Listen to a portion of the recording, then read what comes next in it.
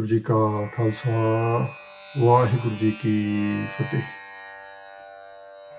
ਧੰਨ ਧੰਨ ਰਾਮਦਾਸ ਗੁਰ ਜਿਨ ਸਿਰਿਆ ਤਿਨੇ ਸਵਾਰਿਆ। ਸਤਿਗੁਰੂ ਗੁਰੂ ਰਾਮਦਾਸ ਮਹਾਰਾਜ ਜੀ ਦੇ ਪ੍ਰਕਾਸ਼ ਪੁਰਬ ਨੂੰ ਮੁੱਖ ਰੱਖਦੇ ਹੋਇਆ ਅੱਜ ਦੇ ਇਸ ਪ੍ਰੋਗਰਾਮ ਦੁਆਰਾ ਜੋ ਆਪ ਸਾਧ ਸੰਗਤ ਦੇ ਨਾਲ ਆਪਾਂ ਸਾਂਝ ਕਰਨ ਜਾ ਰਹੇ ਹਾਂ, ਗੁਰੂ ਕੇ ਪਿਆਰਿਓ, ਸਤਿਗੁਰੂ ਮਹਾਰਾਜ ਜੀ ਦੇ ਜੀਵਨ ਬਾਰੇ ਵਿਖਿਆਨ ਕਰਨਾ ਜਾਂ ਸਤਿਗੁਰੂ ਮਹਾਰਾਜ ਜੀ ਦੀਆਂ ਬਰਕਤਾਂ ਬਾਰੇ ਸੰਗਤਾਂ ਦੇ ਨਾਲ ਸਾਂਝ ਕਰਨੀ, ਇਹ ਕੋਈ ਸੌਖਾ ਕਾਰਜ ਨਹੀਂ ਹੋ ਸਕਦਾ, ਕਿਉਂਕਿ ਮਹਾਰਾਜ ਜੀ ਦੇ ਪਰਉਪਕਾਰ, ਸਤਿਗੁਰੂ ਸੱਚੇ ਪਾਤਸ਼ਾਹ ਜੀ ਦੀ ਕਿਰਪਾਲਤਾ ਤੇ ਦਿਆਲਤਾ ਇਸ ਸੰਸਾਰ ਦੇ ਉੱਪਰ ਇੰਨੀ ਕੁ ਹੈ ਕਿ ਇੱਕ ਜੇਬਾਂ ਦੇ ਦੁਆਰਾ ਜੇਕਰ ਆਪਾਂ ਸਤਿਗੁਰੂ ਦੇ ਗੁਣਗਾਨ ਕਰਦੇ ਹਾਂ, ਗੁਰੂ ਕੀਆਂ ਵਡਿਆਈਆਂ ਕਰਨੀਆਂ ਚਾਹੀਏ, ਤੇ ਦਾਸ ਇਹ ਮਹਿਸੂਸ ਕਰਦਾ ਕਿ ਮਨੁੱਖ ਉਸ ਪੂਰਨ ਪਤੀ ਪਰਮਾਤਮਾ ਦੇ ਸਾਖਸ਼ਾਤ ਸਰੂਪ 10 ਹੀ ਗੁਰੂ ਸਾਹਿਬਾਨ ਜੋ ਜੋਤ ਕਰਕੇ ਸੰਸਾਰ ਤੇ ਵਿਚਰੇ ਹੈ, ਉਹਨਾਂ ਦੇ ਮੁਕੰਮਲ ਜੀਵਨ ਨੂੰ ਕੋਈ ਵੀ ਬਖਾਨ ਨਹੀਂ ਕਰ ਸਕਦਾ। ਸਤਿਗੁਰੂ ਸੱਚੇ ਪਾਤਸ਼ਾਹ ਮਹਾਰਾਜ ਜੀ, ਧੰਨ ਧੰਨ ਗੁਰੂ ਰਾਮਦਾਸ ਮਹਾਰਾਜ, ਜਿਨ੍ਹਾਂ ਦਾ ਨਾਮ ਲੈਣ ਮਾਤਰ ਹੀ ਕਰੋੜਾਂ ਪਾਪ ਦੂਰ ਹੋ ਜਾਂਦੇ ਹੈ, ਤੇ ਸਿੱਖਾਂ ਦੇ ਸਭ ਤੋਂ ਸਿਰਮੌਰ ਸਥਾਨ ਜੇਕਰ ਆਪਾਂ ਗੱਲ ਕਰੀਏ, ਸ਼੍ਰੀ ਦਰਬਾਰ ਸਾਹਿਬ ਅੰਮ੍ਰਿਤਸਰ ਸਾਹਿਬ, ਜਿਨ੍ਹਾਂ ਦੀ ਨੀਂਹ ਰੱਖਣ ਵਾਲੇ ਸਤਿਗੁਰੂ ਮਹਾਰਾਜ ਜੀ ਆਪ ਨੇ, ਉਹਨਾਂ ਦੇ ਜੀਵਨ ਬਾਰੇ ਬਹੁਤ ਕੁਝ ਹੈ ਜਿਹੜਾ ਸਾਂਝਾ ਕੀਤਾ ਜਾ ਸਕਦਾ ਹੈ, ਪਰ ਸਮੇਂ ਦੀ ਸੀਮਾ ਵਿੱਚ ਰਹਿੰਦਿਆਂ ਹੋਇਆਂ ਸਤਿਗੁਰੂ ਮਹਾਰਾਜ ਜੀ ਦੇ ਪ੍ਰਕਾਸ਼ ਪੁਰਬ ਨੂੰ ਮੁੱਖ ਰੱਖ ਕਰਕੇ ਕੁਝ ਇੱਕ ਬੇਨਤੀਆਂ ਆਪ ਸੰਗਤਾਂ ਦੇ ਨਾਲ ਅੱਜ ਆਪਾਂ ਉਹ ਸਾਂਝਾ ਕਰਾਂਗੇ। ਸਤਿਗੁਰੂ ਸੱਚੇ ਪਾਤਸ਼ਾਹ ਗੁਰੂ ਰਾਮਦਾਸ ਮਹਾਰਾਜ, ਜਿਨ੍ਹਾਂ ਦਾ ਨਗਰ ਹੈ ਚੂਨਾ ਮੰਡੀ ਲਾਹੌਰ ਪਾਕਿਸਤਾਨ, ਜੇ ਅੱਜ ਦੇ ਸਮੇਂ ਦੇ ਅਨੁਸਾਰ ਆਪਾਂ ਗੱਲ ਕਰੀਏ, ਤੇ ਉੱਥੇ ਹੀ ਪਿਤਾ ਹਰਦਾਸ ਜੀ ਜਿਨ੍ਹਾਂ ਦੇ ਗ੍ਰਹਿ ਵਿਖੇ, ਤੇ ਮਾਤਾ ਦਇਆ ਕੌਰ ਜੀ ਜਿਨ੍ਹਾਂ ਦੇ ਘਰ ਦੇ ਵਿੱਚ ਸਤਿਗੁਰੂ ਮਹਾਰਾਜ ਨੇ ਕਿਰਪਾ ਕੀਤੀ ਹੈ ਕਿ ਆਪ ਜੀ ਦਾ ਆਗਮਨ ਹੁੰਦਾ ਹੈ। ਸੋ ਨਾਨਕ ਸ਼ਾਹੀ ਸੰਮਤ 65 ਕੱਤਕ ਵਦੀ ਦੂਜ ਗੁਰੂ ਰਾਮਦਾਸ ਮਹਾਰਾਜ ਜੀ ਦੇ ਪ੍ਰਕਾਸ਼ ਪੁਰਬ ਦਾ ਵੇਰਵਾ ਆਪਾਂ ਨੂੰ ਇਤਿਹਾਸ ਵਿੱਚੋਂ ਮਿਲ ਜਾਂਦਾ, ਤੇ ਗੁਰੂ ਅਮਰਦਾਸ ਮਹਾਰਾਜ ਸੱਚੇ ਪਾਤਸ਼ਾਹ ਕਿਰਪਾ ਕਰਦੇ ਨੇ ਕਿ ਗੁਰੂ ਸਾਹਿਬ ਜੀ ਦੀ ਹੀ ਕਿਰਪਾ ਹੈ ਜਿਨ੍ਹਾਂ ਨੇ ਗੁਰੂ ਰਾਮਦਾਸ ਮਹਾਰਾਜ ਸੱਚੇ ਪਾਤਸ਼ਾਹ ਨੂੰ ਗੁਰਤਾ ਗੱਦੀ ਤੇ ਬਿਰਾਜਮਾਨ ਕੀਤਾ ਤੇ ਗੁਰੂ ਨਾਨਕ ਦੀ ਜੋਤ ਉਹਨਾਂ ਵਿੱਚ ਪ੍ਰਵਿਰਤ ਕੀਤੀ ਹੈ। ਜੇਕਰ ਬਚਪਨ ਤੋਂ ਆਪਾਂ ਸਤਿਗੁਰੂ ਮਹਾਰਾਜ ਜੀ ਦੇ ਜੀਵਨ ਬਾਰੇ ਥੋੜਾ ਜਿਹਾ ਜਾਣਨਾ ਚਾਹੀਏ, ਸੋ ਸਤਿਗੁਰੂ ਮਹਾਰਾਜ ਜੋ ਚੂਨਾ ਮੰਡੀ ਲਾਹੌਰ ਵਿਖੇ ਪਰਿਵਾਰ ਰਹਿੰਦਾ, ਪਿਤਾ ਹਰਦਾਸ ਜੀ ਤੇ ਮਾਤਾ ਜੀ ਨੇ ਐਸੇ ਗੁਣ ਭਰੇ ਨੇ ਕਿ ਬਚਪਨ ਤੋਂ ਹੀ ਬੜੀ ਨਿਮਰਤਾ, ਬੜੇ ਸਾਦਗੀ ਸੁਭਾਅ ਵਾਲੇ, ਪਰ ਬਾਕੀ ਦਾ ਜਿਹੜਾ ਪਰਿਵਾਰ ਹੈ, ਚਾਚੇ ਤਾਏ ਜਿਹੜੇ ਹੈ, ਉਹ ਬਹੁਤਾ ਪਰਿਵਾਰ ਆਪ ਜੀ ਦੇ ਪਿਤਾ ਦੇ ਨਾਲ ਈਰਖਾ ਰੱਖਦਾ, ਪਰ ਸਤਿਗੁਰੂ ਮਹਾਰਾਜ ਨੂੰ ਜੋ ਭਾਉਂਦਾ ਗੁਰੂ ਕੇ ਪਿਆਰਿਓ, ਉਸੇ ਤਰ੍ਹਾਂ ਹੀ ਹੁੰਦਾ ਹੈ ਕਿ ਸਮਾਂ ਆਇਆ ਕਿ 3 ਕੁ ਸਾਲ ਦੀ ਉਮਰ ਆਪ ਜੀ ਦੀ ਜਦੋਂ ਹੋਈ ਹੈ, ਤੇ ਆਪ ਜੀ ਦੇ ਮਾਤਾ ਜੀ ਸੰਸਾਰ ਤੋਂ ਅਕਾਲ ਚਲਾਣਾ ਕਰ ਜਾਂਦੇ। ਵਿਹੜੇ ਦੇ ਵਿੱਚ ਮਾਤਾ ਜੀ ਦਾ ਸਰੀਰ ਪਿਆ ਹੋਇਆ ਹੈ, ਮੰਜੀ ਦੇ ਉੱਪਰ ਇੱਕ ਕੱਪੜਾ ਪਾ ਕੇ ਜਿਵੇਂ ਦੇਹ ਰੱਖੀ ਜਾਂਦੀ ਹੈ, ਸਰੀਰ ਰੱਖਿਆ ਹੋਇਆ ਹੈ, ਤੇ ਆਪ ਜੀ 3 ਕੁ ਸਾਲ ਦੀ ਉਮਰ ਹੈ ਕਿ ਜਦੋਂ ਖੇਡਦੇ ਖੇਡਦੇ ਵਿਹੜੇ ਵਿੱਚ ਆਉਂਦੇ ਨੇ ਤੇ ਕੀ ਦੇਖਦੇ ਨੇ ਕਿ ਸਾਰੇ ਪਿੰਡ ਦੇ ਲੋਕ, ਨਗਰ ਦੇ ਲੋਕ ਇਕੱਠੇ ਹੋਏ ਆ, ਪਿਤਾ ਜੀ ਵੀ ਬੈਠੇ ਆ, ਤੇ ਮਾਂ ਮੰਜੀ ਤੇ ਲੰਮੀ ਪਈ ਹੈ ਚਾਦਰ ਲੈ ਕੇ। ਹੁਣ 3 ਸਾਲ ਦੇ ਬੱਚੇ ਨੂੰ ਤੇ ਇਹ ਸੂਝੀ ਨਹੀਂ ਕਿ ਇਹ ਸਰੀਰ ਕਿਉਂ ਰੱਖਿਆ ਹੋਇਆ। ਜਾ ਕਰਕੇ ਦੇਖਦੇ ਆ, ਚਾਦਰ ਦਾ ਪੱਲਾ ਚੁੱਕਦੇ ਆ, ਮੁਖ ਨੂੰ ਦੇਖ ਕੇ ਤੇ ਆਵਾਜ਼ ਦਿੰਦੇ ਆ, ਮਾਂ ਮਾਂ ਕਹਿ ਕੇ ਪੁਕਾਰਦੇ ਆ, ਪਰ ਮਾਂ ਅੱਗੋਂ ਬੋਲਦੀ ਨਹੀਂ। ਮਾਂ ਨੂੰ ਉੱਠਣ ਵਾਸਤੇ ਕਹਿ ਰਹੇ ਆ, ਪਰ ਮਾਂ ਉੱਠਦੀ ਨਹੀਂ। ਤੇ ਇਹ ਸਾਰਾ ਦ੍ਰਿਸ਼ ਦੇਖ ਕੇ ਸਾਰੇ ਦੇ ਸਾਰੇ ਲੋਕ ਜਿਹੜੇ ਆ ਬੜੇ ਭਾਵੁਕ ਹੋ ਜਾਂਦੇ ਆ ਕਿ ਇੱਕ ਛੋਟਾ ਬੱਚਾ ਜਿਹੜਾ ਆਪਣੀ ਮਾਤਾ ਨਾਲ ਬੜਾ ਪ੍ਰੇਮ ਕਰਦਾ ਹੈ, ਤੇ ਉਹਨੂੰ ਇਸ ਗੱਲ ਦੀ ਸਾਰ ਹੀ ਨਹੀਂ ਕਿ ਪੁੱਤਰ ਇਸ ਵਕਤ ਤੇਰੀ ਮਾਂ ਸਰੀਰ ਕਰਕੇ ਸੰਸਾਰ ਤੇ ਨਹੀਂ ਰਹੀ, ਤੇ ਇਹ ਜਿਹੜੀ ਹੈ ਉਹ ਇੱਕ ਮ੍ਰਿਤਕ ਦੇਹ ਹੈ, ਹੁਣ ਇਹ ਤੇਰੀ ਮਾਂ ਨਹੀਂ ਹੈ। ਬਾਰ-ਬਾਰ ਬੁਲਾਉਂਦੇ ਆ, ਮਾਤਾ ਜੀ ਨਹੀਂ ਬੋਲਦੇ, ਤੇ ਪਿਤਾ ਜੀ ਬੜੇ ਪਿਆਰ ਸਤਿਕਾਰ ਦੇ ਨਾਲ ਬਾਂਹ ਪਕੜ ਕੇ ਆਪਣੀ ਗੋਦੀ ਵਿੱਚ ਬਿਠਾ ਲੈਂਦੇ। ਸਮਾਂ ਆਉਂਦਾ ਹੈ ਕਿ ਮਾਤਾ ਜੀ ਦਾ ਸੰਸਕਾਰ ਕੀਤਾ ਜਾਂਦਾ, ਪਿਤਾ ਜੀ ਉਂਗਲ ਲਾ ਕੇ ਨਾਲ ਲੈ ਜਾਂਦੇ ਆ, ਤੇ ਜਾ ਕੇ ਮਾਤਾ ਦਾ ਸੰਸਕਾਰ ਕੀਤਾ ਜਾਂਦਾ, ਤੇ ਉਹਦੇ ਤੋਂ ਬਾਅਦ ਜ਼ਿੰਮੇਵਾਰੀ ਪੈ ਜਾਂਦੀ ਹੈ ਪਿਤਾ ਦੇ ਉੱਪਰ ਆਪਣੇ ਬੱਚਿਆਂ ਦੇ ਪਾਲਣ ਪੋਸ਼ਣ ਦੀ। ਸੋ ਇਤਿਹਾਸ ਵਿੱਚੋਂ ਗੁਰੂ ਕੇ ਪਿਆਰਿਓ ਵੇਰਵਾ ਮਿਲਦਾ ਹੈ ਕਿ ਆਪ ਜੀ ਤੋਂ ਛੋਟੇ ਆਪ ਜੀ ਦੇ ਇੱਕ ਭੈਣ ਤੇ ਆਪ ਜੀ ਦੇ ਇੱਕ ਭਰਾ ਵੀ ਨੇ, ਜਿਨ੍ਹਾਂ ਦਾ ਨਾਮ ਇਤਿਹਾਸ ਦੇ ਵਿੱਚ ਹਰਦਿਆਲ ਅਤੇ ਰਾਮਦਾਸੀ ਕਰਕੇ ਆਇਆ। ਸੋ ਰਹੋ ਵਿਚਾਰ, ਬਚਪਨ ਦੇ ਵਿੱਚ ਹੀ ਮਾਤਾ ਦਾ ਸਾਇਆ ਸਿਰ ਤੋਂ ਉੱਠ ਗਿਆ ਤੇ ਪਿਤਾ ਨੇ ਮਾਂ ਤੇ ਪਿਤਾ ਬਣ ਕੇ ਆਪਣੇ ਬੱਚਿਆਂ ਦੀ ਪਰਵਰਿਸ਼ ਕੀਤੀ ਹੈ। ਪਰਵਰਿਸ਼ ਕਰਦੇ ਆ, ਸਮਾਂ ਬਤੀਤ ਹੁੰਦਾ ਹੈ ਕਿ 7 ਸਾਲ ਦੀ ਉਮਰ ਬਣ ਜਾਂਦੀ ਹੈ ਤੇ 7 ਸਾਲਾਂ ਦੀ ਉਮਰ ਤੱਕ ਜਾਂਦਿਆਂ ਪਿਤਾ ਨੇ ਬਹੁਤ ਕੁਝ ਸਿਖਾ ਦਿੱਤਾ। ਜਿਹੋ ਜਿਹਾ ਕਿੱਤਾ ਪਿਤਾ ਕਰਦਾ ਹੈ ਉਸੇ ਤਰ੍ਹਾਂ ਆਪਣੇ ਪੁੱਤਰ ਨੂੰ ਨਾਲ ਲੈ ਜਾਂਦਾ ਹੈ ਤੇ ਆਪਣੇ ਘਰ ਦੀਆਂ ਜ਼ਿੰਮੇਵਾਰੀਆਂ ਦੇ ਵਿੱਚ ਥੋੜਾ ਹਿੱਸਾ ਜਿਵੇਂ ਬੱਚਿਆਂ ਤੋਂ ਪਵਾਇਆ ਜਾਂਦਾ ਹੈ, ਆਪ ਤੋਂ ਛੋਟੇ ਭੈਣ ਭਰਾਵਾਂ ਵਾਸਤੇ, ਉਹਨਾਂ ਦੇ ਪਰਵਰਿਸ਼ ਵਾਸਤੇ, ਉਹਨਾਂ ਦੀ ਦੇਖਭਾਲ ਵਾਸਤੇ। ਸੋ ਆਪ ਜੀ ਨੂੰ ਜਿਹੜਾ ਉਹ ਬਚਪਨ ਤੋਂ ਹੀ ਘਰ ਦੇ ਕੰਮਾਂ ਦੇ ਵਿੱਚ ਉਹ ਨਾਲ ਜੋੜਨਾ ਸ਼ੁਰੂ ਕੀਤਾ ਹੋਇਆ। ਪਰ ਅਕਾਲ ਪੁਰਖ ਦੀ ਮਰਜ਼ੀ ਦੇ ਅੱਗੇ ਕਿਸੇ ਦਾ ਜ਼ੋਰ ਨਹੀਂ ਚੱਲਦਾ। ਜਦੋਂ 7 ਸਾਲ ਦੀ ਉਮਰ ਹੁੰਦੀ ਹੈ ਤੇ ਪਿਤਾ ਜੀ ਵੀ ਸਰੀਰ ਕਰਕੇ ਸੰਸਾਰ ਤੋਂ ਅਕਾਲ ਚਲਾਣਾ ਕਰ ਜਾਂਦੇ। ਸੋ ਬਚਪਨ ਦੇ ਵਿੱਚ ਹੀ ਮਾਤਾ ਤੇ ਪਿਤਾ ਦਾ ਸਾਇਆ ਸਿਰ ਤੋਂ ਉੱਠ ਜਾਂਦਾ ਹੈ। ਚਾਚੇ ਤਾਇਆਂ ਦੀ ਨਜ਼ਰ ਘਰ ਦੇ ਉੱਪਰ, ਪਰਿਵਾਰ ਦੀ ਜ਼ਮੀਨ ਜਾਇਦਾਦ ਦੇ ਉੱਪਰ ਹੈ, ਜਿਹੜੀ ਉਸ ਵਕਤ ਥੋੜੀ ਬਹੁਤੀ ਸੀ ਕਿ ਹੁਣ ਇਹਨਾਂ ਦਾ ਕੋਈ ਵਾਲੀ ਵਾਰਸ ਨਹੀਂ ਰਿਹਾ ਤੇ ਇਹ ਸਾਰਾ ਕੁਝ ਸਾਡਾ ਹੋ ਜਾਵੇ। ਤੇ ਦੂਸਰੇ ਪਾਸੇ ਬਾਸਰ ਕੇ ਨਗਰ ਜਿਹੜੀ ਨਾਨੀ ਹੈ, ਉਹਨੂੰ ਪਤਾ ਲੱਗਦਾ ਹੈ ਕਿ ਜਿੱਥੇ ਪਹਿਲਾਂ ਮੇਰੀ ਧੀ ਸੰਸਾਰ ਤੋਂ ਚਲੀ ਗਈ ਹੈ ਤੇ ਹੁਣ ਮੇਰਾ ਜਵਾਈ ਵੀ ਸੰਸਾਰ ਤੋਂ ਚਲਾ ਗਿਆ ਤੇ ਮੇਰੇ ਦੋਤੇ ਦੋਤੀਆਂ ਜਿਹੜੇ ਆ ਉਹਨਾਂ ਦੇ ਸਿਰ ਤੋਂ ਮਾਂ-ਬਾਪ ਦਾ ਸਾਇਆ ਉੱਠ ਚੁੱਕਾ ਹੈ। ਤੇ ਇਹ ਬਾਸਰ ਕੇ ਨਗਰ ਤੀਸਰੇ ਪਾਤਸ਼ਾਹ ਗੁਰੂ ਅਮਰਦਾਸ ਮਹਾਰਾਜ ਜੀ ਦਾ ਹੀ ਨਗਰ ਹੈ, ਜਿੱਥੋਂ ਦੀ ਇਹ ਬੀਬੀ ਰਹਿਣ ਵਾਲੀ ਹੈ, ਗੁਰੂ ਰਾਮਦਾਸ ਮਹਾਰਾਜ ਜੀ ਦੀ ਨਾਨੀ ਜੀ।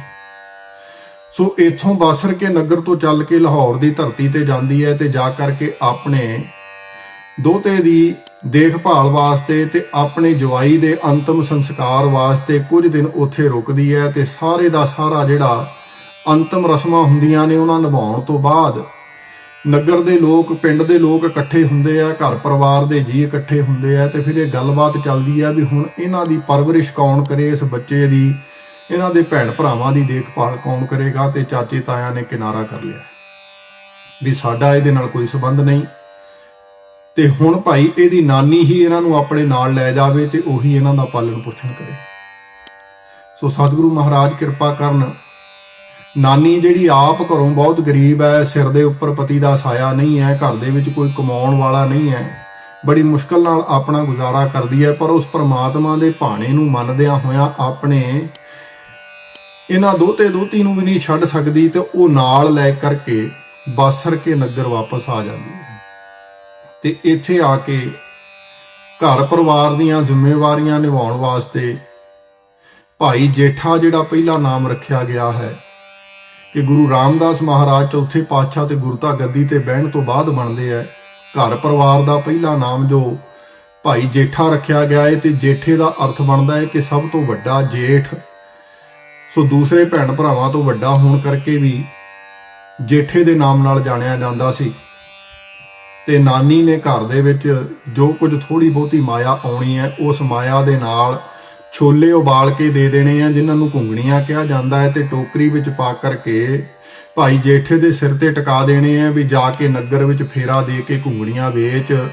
ਤੇ ਇਹਨਾਂ ਘੁੰਗਣੀਆਂ ਨੂੰ ਵੇਚਣ ਤੋਂ ਬਾਅਦ ਜੋ ਕਮਾਈ ਹੁੰਦੀ ਹੈ, ਉਸ ਕਮਾਈ ਦੇ ਦੁਆਰਾ ਘਰ ਪਰਿਵਾਰ ਦਾ ਗੁਜ਼ਾਰਾ ਚਲਾਇਆ ਜਾ ਸਕੇ।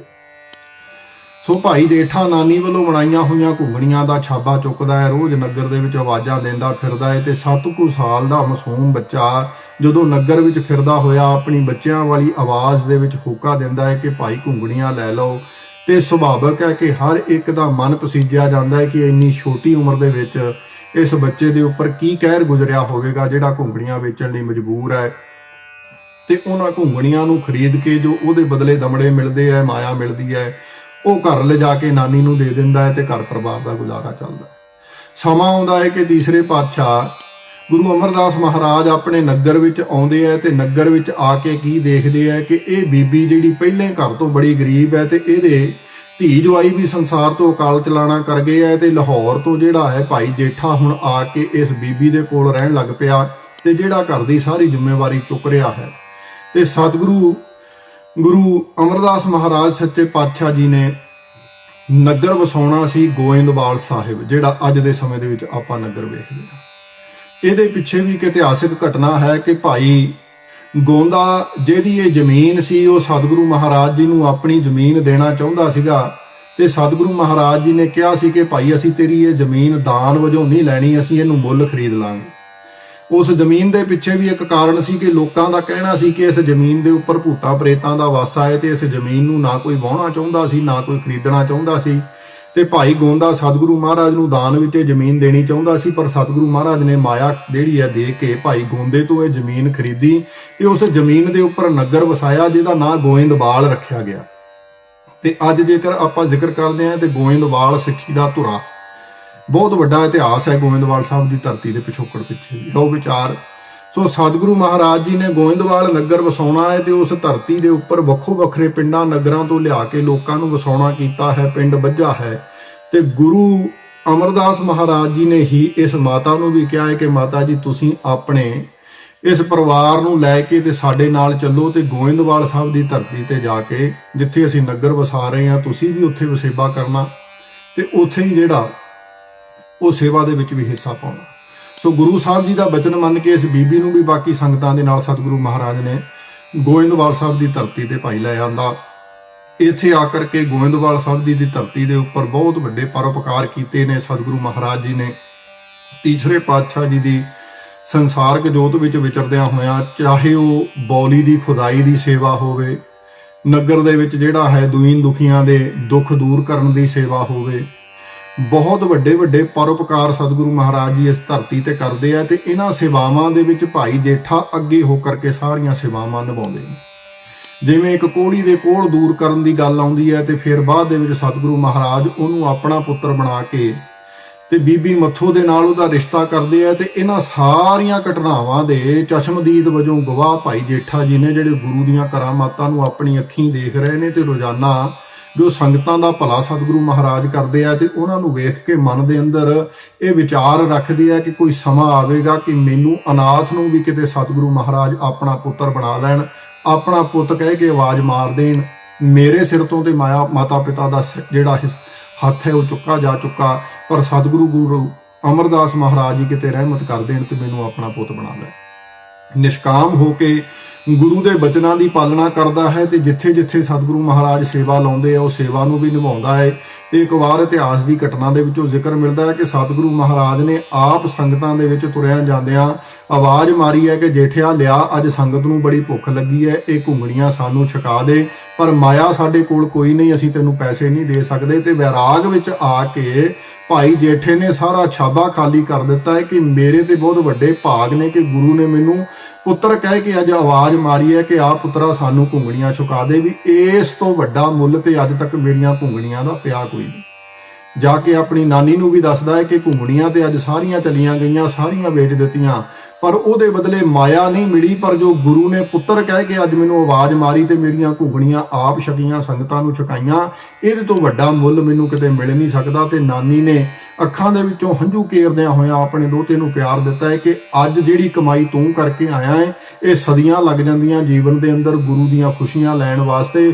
ਅੱਜ ਦਮੜੇ ਭਾਵੇਂ ਤੂੰ ਨਹੀਂ ਲੈ ਕੇ ਆਇਆ, ਪਰ ਗੁਰੂ ਦੀ ਜਿਹੜੀ ਵਡਿਆਈ, ਗੁਰੂ ਦੀ ਜਿਹੜੀ ਖੁਸ਼ੀ ਤੈਨੂੰ ਮਿਲੀ ਹੈ, ਇਹਦਾ ਮੁੱਲ ਆਪਾਂ ਕਿਤੇ ਦੇ ਨਹੀਂ ਸਕਦੇ।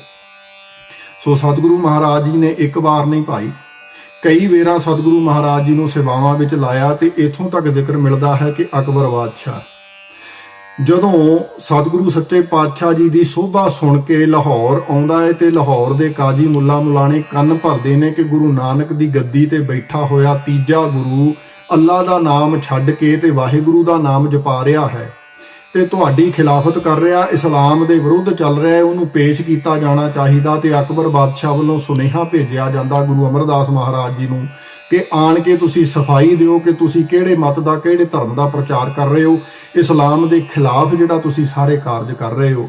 ਤੇ ਗੁਰੂ ਅਮਰਦਾਸ ਮਹਾਰਾਜ ਜੀ ਨੇ ਭਾਈ ਜੇਠੇ ਨੂੰ ਆਪਣੇ ਵੱਲੋਂ ਭੇਜਿਆ ਹੈ ਕਿ ਜਾ ਕਰਕੇ ਸਾਡੇ ਪੱਖ ਦੀ ਗੱਲ ਬਾਦਸ਼ਾਹ ਦੇ ਦਰਬਾਰ ਦੇ ਵਿੱਚ ਤੂੰ ਰੱਖਣੀ ਹੈ। ਸੋ ਭਾਈ ਜੇਠਾ ਗੁਰੂ ਸੱਚੇ ਪਾਤਸ਼ਾਹ ਮਹਾਰਾਜ ਦਾ ਬਚਨ ਮੰਨ ਕੇ ਅਕਬਰ ਦੇ ਦਰਬਾਰ ਲਾਹੌਰ ਜਾਂਦਾ ਹੈ। ਤੇ ਲਾਹੌਰ ਜਾ ਕੇ ਚੂਨਾ ਮੰਡੀ ਦੇ ਲਾਗੇ ਜਿਹੜਾ ਇਹਨਾਂ ਦਾ ਪੁਰਾਣਾ ਘਰ ਸੀ, ਜਿੱਥੇ ਅੱਜ ਸਤਿਗੁਰੂ ਮਹਾਰਾਜ ਜੀ ਦੇ ਅਸਥਾਨ ਬਹੁਤ ਸੁੰਦਰ ਬਣੇ ਹੋਏ ਆ, ਉੱਥੇ ਹੀ ਡੇਰਾ ਕਰਦਾ ਹੈ ਤੇ ਹਰਕਾਰਾ ਜਾ ਕੇ ਸੁਨੇਹਾ ਦਿੰਦਾ ਹੈ ਕਿ ਬਾਦਸ਼ਾਹ ਨੇ ਦਰਬਾਰ ਵਿੱਚ ਸੱਦਿਆ, ਤੇ ਉੱਥੇ ਬਾਦਸ਼ਾਹ ਦੇ ਦਰਬਾਰ ਵਿੱਚ ਜਾ ਕੇ ਜਦੋਂ ਸਵਾਲਾਂ ਦੇ ਜਵਾਬ ਕਰਦਾ ਹੈ ਤੇ ਬਾਦਸ਼ਾਹ ਨੂੰ ਨਿਰੁੱਤਰ ਕਰ ਦਿੱਤਾ ਜਾਂਦਾ ਕਿ ਭਾਈ ਤੁਸੀਂ ਕਿਹੜੇ ਧਰਮ ਦੀ ਗੱਲ ਕਰਦੇ ਹੋ, ਕਿਹੜੇ ਮਤ ਦੀ ਗੱਲ ਕਰਦੇ ਹੋ। ਗੁਰੂ ਨਾਨਕ ਦਾ ਦਰ ਘਰ ਤੇ ਸਭੇ ਸਾਂਝੀ ਵਾਲ ਸਦਾਇਨ ਕੋਈ ਨਾ ਦਿਸੇ ਬਾਹਰਾ ਜੀ ਉਹਦੀ ਗੱਲ ਕਰਦਾ। ਤੁਸੀਂ ਗੱਲ ਕਹਿੰਦੇ ਹੋ ਕਿ ਭਾਈ ਇੱਥੇ ਮਰਦ ਪ੍ਰਧਾਨ ਸਮਾਜ ਹੈ, ਪਰ ਗੁਰੂ ਨਾਨਕ ਸੱਚੇ ਪਾਤਸ਼ਾਹ ਤੇ ਕਹਿ ਰਹੇ ਨੇ ਸੋ ਕਿਉ ਮੰਦਾ ਆਖੀਐ ਜਿਤ ਜੰਮੇ ਰਾਜਾਨ। ਸਾਡੇ ਧਰਮ ਦੇ ਅੰਦਰ ਔਰਤ ਨੂੰ ਤੇ ਮਰਦ ਨੂੰ ਬਰਾਬਰ ਦਾ ਦਰਜਾ ਦਿੱਤਾ ਗਿਆ ਹੈ, ਗਰੀਬ ਤੇ ਅਮੀਰ ਦਾ ਕੋਈ ਫਰਕ ਨਹੀਂ ਰੱਖਿਆ ਗਿਆ, ਸਾਰਿਆਂ ਵਾਸਤੇ ਉਪਦੇਸ਼ ਸਾਂਝਾ ਹੈ। ਸ਼ਾਸਤਰਾਂ ਵੇਦਾਂ ਦੇ ਵਿੱਚ ਜਿਹੜਾ ਮਨੁੱਖ ਨੂੰ ਪੜ੍ਹਨ ਦਾ ਅਧਿਕਾਰ ਹੈ, ਬੀਬੀ ਨੂੰ ਪੜ੍ਹਨ ਦਾ ਅਧਿਕਾਰ ਨਹੀਂ ਦਿੱਤਾ ਗਿਆ।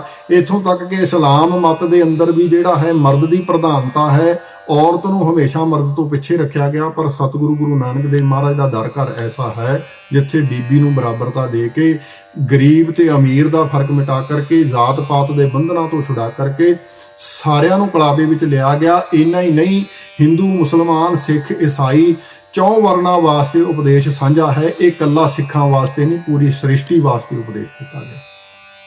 ਸੋ ਸਤਿਗੁਰੂ ਮਹਾਰਾਜ ਜੀ ਨੇ ਜਦੋਂ ਬਾਦਲੀਲ ਇਹਨਾਂ ਗੱਲਾਂ ਦਾ ਜਵਾਬ ਬਾਦਸ਼ਾਹ ਦੇ ਦਰਬਾਰ ਵਿੱਚ ਦਿੱਤਾ ਤੇ ਬਾਦਸ਼ਾਹ ਦੇ ਕੰਨ ਭਰਨ ਵਾਲਿਆਂ ਦੀਆਂ ਜ਼ੁਬਾਨਾਂ ਤਾਲੂ ਨਾਲ ਲੱਗ ਗਈਆਂ, ਨਿਰੁੱਤਰ ਹੋ ਗਏ। ਤੇ ਸਤਿਗੁਰੂ ਮਹਾਰਾਜ ਜਦੋਂ ਫਿਰ ਵਾਪਸ ਆ ਕੇ ਗੋਇੰਦਵਾਲ ਸਾਹਿਬ ਦੀ ਧਰਤੀ ਤੇ ਇਹ ਸਾਰਾ ਵਾਕਿਆ ਗੁਰੂ ਅਮਰਦਾਸ ਮਹਾਰਾਜ ਜੀ ਨੂੰ ਦੱਸਦੇ ਆ ਤੇ ਸਤਿਗੁਰੂ ਮਹਾਰਾਜ ਵਿੱਚ ਕਲਾਵੇ ਵਿੱਚ ਲੈ ਕੇ ਭਾਈ ਜੇਠੇ ਨੂੰ ਬਹੁਤ ਅਸੀਸਾਂ ਤੇ ਬੜੇ ਵਰ ਦਿੰਦੇ। ਸੋ ਰਹੋ ਵਿਚਾਰ ਸਮਾਂ ਬਤੀਤ ਹੁੰਦਾ ਗਿਆ ਤੇ ਸਤਿਗੁਰੂ ਗੁਰੂ ਅਮਰਦਾਸ ਮਹਾਰਾਜ ਜੀ ਦੇ ਘਰੋਂ ਹੀ ਮਾਤਾ ਜੀ ਨੇ ਇੱਕ ਦਿਨ ਸੁਭਾਵਿਕ ਬਚਨ ਕੀਤਾ, ਸੱਚੇ ਪਾਤਸ਼ਾਹ ਕੋੜੀਆਂ ਦੇ ਕੋੜ ਦੂਰ ਕਰ ਦਿੱਤੇ, ਲੋਕਾਂ ਦੀਆਂ ਬੱਚੀਆਂ ਦੇ ਆਨੰਦ ਕਾਰਜ ਕਰਾ ਦਿੱਤੇ, ਲੋਕਾਂ ਦੇ ਪਰਉਪਕਾਰ ਕਰ ਦਿੱਤਾ, ਪਰ ਆਪਣੀਆਂ ਵੀ ਧੀਆਂ ਵਰਜੋਗ ਹੋ ਗਈਆਂ ਨੇ। ਪਰ ਆਪਣੇ ਪਰਿਵਾਰ ਵਾਸਤੇ ਵੀ ਕਿਸੇ ਵਰ ਦੀ ਜ਼ਰੂਰ ਭਾਲ ਟੋਲ ਕਰੋ। ਤੇ ਸਤਿਗੁਰੂ ਮਹਾਰਾਜ ਜੀ ਸਹਿਜ ਸੁਭਾਅ ਬੈਠੇ ਹੋਏ ਪੁੱਛਦੇ ਨੇ, ਕਹਿੰਦੇ ਹਾਂਜੀ ਮਾਤਾ ਜੀ ਦੱਸੋ ਕਿ ਬੀਬੀਆਂ ਵਾਸਤੇ ਕਿਹੋ ਜਿਹਾ ਵਰ ਚਾਹੀਦਾ ਹੈ। ਸਭ ਤੋਂ ਵੱਡੀ ਤੇ ਬੀਬੀ ਭਾਨੀ ਹੈ, ਬੀਬੀ ਭਾਨੀ ਵਾਸਤੇ ਕਿਹੋ ਜਿਹਾ ਵਰ ਲੋੜੀਦਾ ਹੈ। ਤੇ ਉਧਰ ਗਲੀ ਦੇ ਵਿੱਚੋਂ ਭਾਈ ਜੇਠਾ ਹੋਕਾ ਦਿੰਦਾ ਆ ਰਿਹਾ, ਸਿਰ ਤੇ ਛਾਬਾ ਚੱਕਿਆ ਹੋਇਆ ਘੁੰਗਣੀਆਂ ਦਾ, ਭਾਈ ਘੁੰਗਣੀਆਂ ਲੈ ਲਓ। ਤੇ ਮਾਤਾ ਜੀ ਨੇ ਦੇਖ ਕੇ ਸਹਿਜ ਸੁਭਾਅ ਕਹਿ ਦਿੱਤਾ, ਕਹਿੰਦੇ ਕਿ ਵਰ ਹੋਵੇ ਤੇ ਭਾਈ ਜੇਠੇ ਵਰਗਾ ਹੋਵੇ, ਜਿਹੜਾ ਗੁਰੂ ਦੇ ਬਚਨਾਂ ਦੀ ਇੰਨ ਬਿਨ ਪਾਲਣਾ ਕਰਦਾ, ਗੁਰੂ ਦੀ ਸੇਵਾ ਵਿੱਚ ਤਤਪਰ ਰਹਿੰਦਾ, ਆਪਣੇ ਦਸਾਂ ਨੋਹਾਂ ਦੀ ਕਿਰਤ ਕਮਾਈ ਕਰਦਾ ਤੇ ਆਪਣੀ ਬਿਰਧ ਨਾਨੀ ਤੇ ਪਰਿਵਾਰ ਦੀ ਪਾਲਣਾ ਕਰਦਾ ਹੈ। ਇਹਦੇ ਨਾਲੋਂ ਚੰਗਾ ਵਰ ਹੋਰ ਕੋਈ ਨਹੀਂ ਹੋ ਸਕਦਾ। ਹੋਵੇ ਤੇ ਵਰ ਇਹਨਾਂ ਵਰਗਾ ਹੋਵੇ। ਤੇ ਸਤਿਗੁਰੂ ਮਹਾਰਾਜ ਕਹਿੰਦੇ ਮਾਤਾ ਜੀ ਭਾਈ ਜੇਠੇ ਵਰਗਾ ਕੋਈ ਹੋਰ ਨਹੀਂ ਹੋ ਸਕਦਾ, ਇਹਨਾਂ ਵਰਗਾ ਤੇ ਕੇਵਲ ਇਹੀ ਹੈ। ਜੇ ਆਪ ਜੀ ਕਹਿੰਦੇ ਹੋ ਨਾ ਕਿ ਜੇ ਵਰ ਹੋਵੇ ਤੇ ਭਾਈ ਜੇਠੇ ਵਰਗਾ ਹੋਵੇ, ਤੇ ਹੋਰ ਕੋਈ ਦੂਜਾ ਭਾਈ ਜੇਠੇ ਵਰਗਾ ਨਹੀਂ ਹੋ ਸਕਦਾ। ਭਾਈ ਜੇਠਾ ਹੀ ਹੈ ਜਿਹੜਾ ਇਹਨਾਂ ਸਾਰੀਆਂ ਸੇਵਾਵਾਂ ਵਿੱਚ ਜਿਹੜਾ ਸਤਿਗੁਰੂ ਦੇ ਬਚਨ ਮੰਨ ਕੇ ਪੂਰੀਆਂ ਕਰਦਿਆਂ ਹੋਇਆਂ ਮਨ ਦੇ ਵਿੱਚੋਂ ਜਿਹੜਾ ਹੈ ਬਗੈਰ ਕਿਸੇ ਕਾਮਨਾ ਤੋਂ ਗੁਰੂ ਦੇ ਦਰ ਤੇ ਆਉਂਦਾ, ਇਹ ਕੇਵਲ ਇੱਕੋ ਆਪਣੇ ਆਪ ਦੇ ਵਿੱਚ ਸਤਿਗੁਰੂ ਮਹਾਰਾਜ ਜੀ ਦੀ ਕਿਰਪਾ ਦਾ ਪਾਤਰ ਹੈ। ਭਾਈ ਇਹਦੇ ਬਰਾਬਰ ਤਾਂ ਕੋਈ ਹੋਰ ਨਹੀਂ ਕਰ ਸਕਦਾ। ਜੇ ਆਪ ਜੀ ਕਹਿੰਦੇ ਹੋ ਤੇ ਫਿਰ ਬੀਬੀ ਭਾਨੀ ਦਾ ਰਿਸ਼ਤਾ ਇਸੇ ਦੇ ਨਾਲ ਹੀ ਕੀਤਾ ਜਾਵੇ। ਸਤਿਗੁਰੂ ਮਹਾਰਾਜ ਸੱਚੇ ਪਾਤਸ਼ਾਹ ਜੀ ਨੇ ਗੁਰੂ ਸੱਚੇ ਪਾਤਸ਼ਾਹ ਜੀ ਦੇ ਨਾਨੀ ਜੀ ਨੂੰ ਸੱਦਿਆ ਤੇ ਭਾਈ ਜੇਠੇ ਜੀ ਨੂੰ ਸੱਦ ਕੇ ਸਤਿਗੁਰੂ ਮਹਾਰਾਜ ਕਹਿੰਦੇ ਆ ਕਿ ਅਸੀਂ ਆਪਣੀ ਬੱਚੀ ਬੀਬੀ ਭਾਨੀ ਦਾ ਰਿਸ਼ਤਾ ਤੁਹਾਡੇ ਨਾਲ ਕਰਨਾ ਚਾਹੁੰਦੇ ਹਾਂ। ਸਤਿਗੁਰੂ ਜੀ ਦੀ ਕਿਰਪਾਲਤਾ ਤੇ ਦਿਆਲਤਾ ਨੂੰ ਦੇਖਦਿਆਂ ਹੋਇਆਂ ਗੁਰੂ ਕੇ ਚਰਨ ਪਕੜ ਲੈਂਦੇ ਆ। ਸਤਿਗੁਰੂ ਮਹਾਰਾਜ ਜੀ ਦਾ ਬਾਰੰਬਾਰ ਸ਼ੁਕਰਾਨਾ ਕਰਦੇ ਆ। ਤੇ ਇਤਿਹਾਸ ਨੇ ਤੇ ਇੱਥੋਂ ਤੱਕ ਗੁਰੂ ਕੇ ਪਿਆਰਿਓ ਜ਼ਿਕਰ ਕੀਤਾ ਹੈ ਕਿ ਉਸ ਵਕਤ ਗੋਇੰਦਵਾਲ ਸਾਹਿਬ ਜੀ ਦੀ ਬੌਲੀ ਦੀ ਖੁਦਾਈ ਚੱਲ ਰਹੀ ਸੀ ਤੇ ਜਦੋਂ ਸਤਿਗੁਰੂ ਮਹਾਰਾਜ ਨੇ ਸੱਦਾ ਭੇਜਿਆ ਤੇ ਭਾਈ ਜੇਠਾ ਸਿਰ ਤੇ ਟੋਕਰੀ ਢੋ ਰਿਹਾ ਸੀ। ਕੱਪੜੇ ਗਾਰੇ ਦੇ ਨਾਲ ਲਿਬੜੇ ਹੋਏ ਨੇ, ਚਿੱਕੜ ਦੇ ਨਾਲ ਲਿਬੜੇ ਹੋਏ ਨੇ, ਦਾੜੇ ਦੇ ਵਿੱਚ ਵੀ ਮਿੱਟੀ ਲੱਗੀ ਹੋਈ ਆ। ਤੇ ਜਦੋਂ ਸਤਿਗੁਰੂ ਮਹਾਰਾਜ ਦਾ ਸੁਨੇਹਾ ਗਿਆ ਹੈ ਕਿ ਗੁਰੂ ਅਮਰਦਾਸ ਮਹਾਰਾਜ ਨੇ ਸੱਦਿਆ ਤੇ ਨੰਗੇ ਪੈਰੀ ਟੋਕਰੀ ਰੱਖ ਕੇ ਉਸੇ ਵਕਤ ਗੁਰੂ ਕੋਲ ਆ ਗਿਆ। ਤੇ ਕੱਪੜੇ ਗਾਰੇ ਨਾਲ ਭਰੇ ਹੋਏ ਦੇਖ ਕਰਕੇ ਸਾਰੇ ਲੋਕ ਸੋਚ ਰਹੇ ਨੇ ਕਿ ਮਿੱਟੀ ਨਾਲ ਲਿਬੜਿਆ ਤਿਬੜਿਆ, ਜਿਹਦੇ ਘਰ ਪਰਿਵਾਰ ਦੇ ਪਿੱਛੇ ਕੋਈ ਬਹੁਤੀ ਵੱਡੀ ਜ਼ਮੀਨ ਜਾਇਦਾਦ ਵੀ ਨਹੀਂ, ਜਿਹਦੇ ਮਾਤਾ ਪਿਤਾ ਵੀ ਨਹੀਂ, ਤੇ ਗੁਰੂ ਅਮਰਦਾਸ ਮਹਾਰਾਜ ਉਹਨੂੰ ਆਪਣੇ ਘਰ ਦਾ ਜਵਾਈ ਬਣਾ ਰਹੇ। ਸੋ ਇਹਨਾਂ ਸਾਰੀਆਂ ਗੱਲਾਂ ਨੂੰ ਦੇਖ ਕੇ ਜਦੋਂ ਸਤਿਗੁਰੂ ਮਹਾਰਾਜ ਨੇ ਐਸਾ ਬਚਨ ਕੀਤਾ ਤੇ ਗੁਰੂ ਕੇ ਮਹਿਲ ਤੀਸਰੇ ਪਾਤਸ਼ਾਹ ਗੁਰੂ ਅਮਰਦਾਸ ਮਹਾਰਾਜ ਜੀ ਦੇ ਮਹਿਲਾਂ ਨੇ ਵੀ ਇਹ ਸਵਾਲ ਕੀਤਾ, ਸੱਚੇ ਪਾਤਸ਼ਾਹ ਭਾਈ ਜੇਠੇ ਵਰਗਾ ਹੋਰ ਕੋਈ ਦੂਜਾ ਨਹੀਂ, ਪਰ ਫਿਰ ਵੀ ਮੈਂ ਆਪਣੀ ਧੀ ਇਹਨਾਂ ਦੇ ਲੜ ਲਾਉਣੀ ਹੈ। ਘੱਟ ਤੋਂ ਘੱਟ ਕੋਈ ਘਰ-ਬਾਰ ਤੇ ਐਸਾ ਹੋਵੇ ਕਿ ਜਿੱਥੇ ਮੇਰੀ ਧੀ ਸੁਖੀ ਵਸਦੀ ਹੋਵੇ। ਇਸ ਭਾਈ ਜੇਠੇ ਦਾ ਤੇ ਘਰ ਵੀ ਕੋਈ ਨਹੀਂ ਹੈ, ਇਹਦੇ ਸਿਰ ਤੇ ਮਾਤਾ ਪਿਤਾ ਦਾ ਸਾਇਆ ਵੀ ਨਹੀਂ ਹੈ, ਘੁੰਗਣੀਆਂ ਵੇਚ ਕੇ ਗੁਜ਼ਾਰਾ ਕਰਦਾ ਹੈ ਤੇ ਮੇਰੀ ਧੀ ਨੂੰ ਕਿਵੇਂ ਖਵਾਏਗਾ, ਕਿਵੇਂ ਪਾਲਣਾ ਕਰੇਗਾ। ਮਹਾਰਾਜ ਮੈਂ ਤੁਹਾਡੇ ਇਸ ਨਿਰਣੇ ਦੇ ਉੱਪਰ ਸਵਾਲ ਨਹੀਂ ਕਰਦੀ, ਪਰ ਇੱਕ ਮਾਂ ਹੋਣ ਦੇ ਨਾਤੇ ਜਿਹੜੇ ਘਰ ਵਿੱਚ ਮੇਰੀ ਧੀ ਨੇ ਜਾਣਾ ਉਹਦਾ ਫਾਇਦਾ ਸੋਚਣਾ ਵੀ ਤੇ ਮੇਰਾ ਫਰਜ਼ ਬਣਦਾ ਨਾ। ਤੇ ਸਤਿਗੁਰੂ ਮਹਾਰਾਜ ਨੇ ਮੁਸਕਰਾ ਕੇ ਗੁਰੂ ਕੇ ਪਿਆਰਿਓ ਉਹਦਣੇ ਬਚਨ ਕਹੇ ਸੀ, ਕਹਿੰਦੇ ਭਾਈ ਜੇਠਾ ਅੱਜ ਜਿਸ ਨੂੰ ਤੁਸੀਂ ਕਹਿ ਰਹੇ ਹੋ ਕਿ ਜਿਹਦੇ ਕੋਲ ਘਰ ਨਹੀਂ, ਇਹਦੇ ਘਰ ਵਰਗਾ ਘਰ ਸੰਸਾਰ ਤੇ ਕੋਈ ਹੋਰ ਨਹੀਂ ਹੋਵੇਗਾ। ਅੱਜ ਜਿਸ ਭਾਈ ਜੇਠੇ ਨੂੰ ਘੁੰਗਣੀਆਂ ਵੇਚ ਕੇ ਗੁਜ਼ਾਰਾ ਕਰਨ ਵਾਲਾ ਤੁਸੀਂ ਸਮਝ ਰਹੇ ਹੋ, ਯਾਦ ਕਰਿਓ ਲੱਖਾਂ ਹਜ਼ਾਰਾਂ ਲੋਕ ਰੋਜ਼ਾਨਾ ਇਸ ਭਾਈ ਜੇਠੇ ਦੇ ਘਰੋਂ ਆਣ ਕੇ ਪ੍ਰਸ਼ਾਦਾ ਛਕਿਆ ਕਰਨਗੇ। ਅੰਨ ਦੇ ਭੰਡਾਰਿਆਂ ਦੀ ਕਦੇ ਤੋਟ ਨਹੀਂ ਆਵੇਗੀ। ਤੇ ਜੇਕਰ ਭਾਈ ਪਿਤਾ ਮਾਤਾ ਦੀ ਗੱਲ ਕਰਦੇ ਹੋ, ਨਿਥਾਵਿਆਂ ਦਾ ਥਾਨ ਬਣੇਗਾ, ਨਿਉਟਿਆਂ ਦੀ ਓਟ ਬਣੇਗਾ, ਨਿਆਸਰਿਆਂ ਦੇ ਆਸਰਾ ਬਣੇਗਾ। ਐਸਾ ਇਹ ਭਾਈ ਜੇਠਾ ਹੋਵੇਗਾ ਜਿਹਨੂੰ ਦੁਨੀਆ ਦੇ ਵਿੱਚ ਕਿਤੇ ਕੋਈ ਆਸਰਾ ਨਹੀਂ, ਉਹਦਾ ਆਸਰਾ ਇਹ ਭਾਈ ਜੇਠਾ ਬਣੇ। ਸੋ ਸਤਿਗੁਰੂ ਮਹਾਰਾਜ ਦੇ ਇਹਨਾਂ ਅਦੁੱਤੀ ਬਚਨਾਂ ਨੂੰ ਸੰਗਤ ਜੀ ਉਸ ਸਮੇਂ ਸਮਝਣਾ ਬੜਾ ਔਖਾ ਸੀ, ਪਰ ਸਤਿਗੁਰੂ ਮਹਾਰਾਜ ਨੇ ਕਿਰਪਾ ਕੀਤੀ ਹੈ ਕਿ ਸਮਾਂ ਆਇਆ। ਭਾਈ ਜੇਠੇ ਦੀਆਂ ਬਾਰ-ਬਾਰ ਪਰਖਾਂ ਕੀਤੀਆਂ ਗਈਆਂ। ਥੜਾ ਬਣਾਉਣ ਵਾਸਤੇ ਜਦੋਂ ਸਤਿਗੁਰੂ ਮਹਾਰਾਜ ਨੇ ਕਿਹਾ ਇਹ ਥੜਾ ਤਿਆਰ ਕਰਦੇ ਐ, ਸਤਿਗੁਰੂ ਮਹਾਰਾਜ ਕਹਿੰਦੇ ਭਾਈ ਢਾ ਦਿੱਤਾ ਜਾਵੇ, ਥੜਾ ਸੁੰਦਰ ਨਹੀਂ ਬਣਿਆ। ਭਾਈ ਜੇਠਾ ਕਹਿੰਦੇ ਮਹਾਰਾਜ ਗਲਤੀ ਹੋ ਗਈ, ਭੁੱਲ ਹੋ ਗਈ, ਦੁਬਾਰਾ ਬਣਾ ਦਿੰਨੇ ਆ। 2-3 ਵੇਰਾਂ ਜਦੋਂ ਸਤਿਗੁਰੂ ਮਹਾਰਾਜ ਨੇ ਇਸੇ ਤਰ੍ਹਾਂ ਕੀਤਾ, ਗਲ ਵਿੱਚ ਪੱਲਾ ਪਾ ਕੇ ਤੇ ਹੱਥ ਜੋੜ ਕਰਕੇ ਸਤਿਗੁਰੂ ਦੇ ਅੱਗੇ ਖਲੋਤੇ ਐ। ਗੁਰੂ ਅਮਰਦਾਸ ਮਹਾਰਾਜ ਸੋਚ ਰਹੇ ਐ, ਆਪਣੇ ਮਨ ਦੇ ਅੰਦਰ ਵਿਚਾਰ ਕਰ ਰਹੇ ਆ ਕਿ ਜਿਵੇਂ ਦੂਜਿਆਂ ਨੇ ਸਵਾਲ ਜਵਾਬ ਕੀਤੇ, ਮਨਾ ਕਰ ਦਿੱਤਾ ਹੈ ਕਿ ਬਾਰ-ਬਾਰ ਥੜਾ ਬਣਵਾ ਕੇ ਢਵਾ ਲੈਂਦੇ ਹੋ, ਸ਼ਾਇਦ ਭਾਈ ਜੇਠਾ ਵੀ ਆਪਣੇ ਮਨ ਦੇ ਅੰਦਰ ਕੋਈ ਐਸੀ ਸ਼ੰਕਾ ਰੱਖਦਾ ਹੋਵੇ। ਪਰ ਭਾਈ ਜੇਠਾ ਹੱਥ ਜੋੜ ਕੇ ਅੱਗੋਂ ਬੇਨਤੀ ਕਰਦਾ, ਮਹਾਰਾਜ ਤੁਹਾਡੀ ਕਿਰਪਾਲਤਾ, ਤੁਹਾਡੀ ਦਿਆਲਤਾ ਐਡੀ ਵੱਡੀ ਹੈ ਕਿ ਸਾਡੀਆਂ ਗਲਤੀਆਂ, ਸਾਡੀਆਂ ਭੁੱਲਾਂ ਨੇ।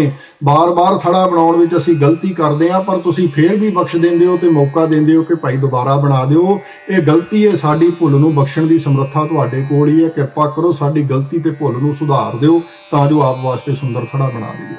ਮਹਾਰਾਜ ਗੁਰੂ ਅਮਰਦਾਸ ਮਹਾਰਾਜ ਨੇ ਹੱਥ ਦੇ ਵਿੱਚੋਂ ਭਾਈ ਇੱਟ ਪਕੜ ਲਈ ਹੈ। ਕਹਿੰਦੇ ਭਾਈ ਜੇਠਿਆ ਅਸੀਂ ਇਹੀ ਦੇਖਣਾ ਚਾਹੁੰਦੇ ਸੀ ਕਿ ਇਹ ਬਾਹਰ ਦੀ ਨੀਂਹ ਮਜ਼ਬੂਤ ਕਰਨ ਦੀ ਲੋੜ ਨਹੀਂ, ਅੰਦਰ ਦੀ ਨੀਂਹ ਕਿੰਨੀ ਕੁ ਮਜ਼ਬੂਤ ਹੈ। ਕਿ ਜਦੋਂ ਗੁਰੂ ਕੋਈ ਗੱਲ ਕਹਿੰਦਾ, ਗੁਰੂ ਕੋਈ ਬਚਨ ਕਹਿੰਦਾ ਤੇ ਉਸ ਗੁਰੂ ਦੇ ਬਚਨ ਨੂੰ ਕਮਾਉਣ ਵਾਲਾ ਅੰਦਰੋਂ ਕਿੰਨਾ ਕੁ ਪੱਕਾ ਹੈ। ਕਹਿੰਦੇ ਬਾਹਰੋਂ ਇਹ ਥੜਾ ਪੱਕਾ ਬਣਿਆ ਜਾਂ ਨਹੀਂ ਬਣਿਆ, ਪਰ ਤੇਰੇ ਹਿਰਦੇ ਦੇ ਅੰਦਰ ਜੋ ਗੁਰੂ ਦੇ ਬਚਨ ਨੂੰ ਪਗਾਉਣ ਦਾ ਥੜਾ ਬਣ ਚੁੱਕਾ, ਉਹਦੇ ਨਾਲੋਂ ਪੱਕਾ ਥੜਾ ਕੋਈ ਨਹੀਂ ਹੈ।